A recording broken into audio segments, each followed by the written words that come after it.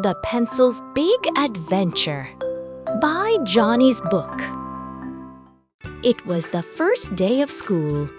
Pencil wanted to look his best, so he went to sharpen himself before Mia left.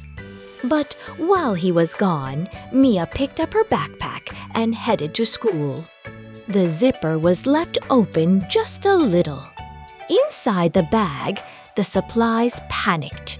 "Oh no," said Eraser. "Mia needs Pencil. What will she do without him?" Worried Ruler. Pencil rolled back onto the desk and saw Mia already walking away.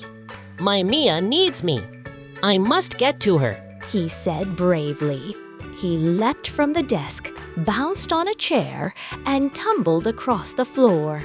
A house cat swatted at him, sending him spinning through the air and bouncing onto the hallway rug. The front door opened. A delivery man stepped in and dropped a package. It knocked Pencil forward, rolling him right out the door. On the sidewalk, a barking dog chased a ball. The ball bounced into Pencil and launched him high into the air. He landed on a skateboard left by a boy.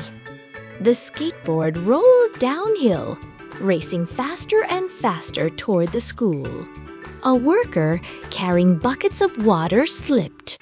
The splash sent Pencil flying off the skateboard, flipping and twirling through the air. Mia stood at the school gate. Her backpack hung open. Pencil soared and landed safely inside. All the supplies cheered. "You made it!" shouted Eraser. "You are our hero!" said Ruler. Pencil smiled proudly and said, A good day always starts with a pencil. The end.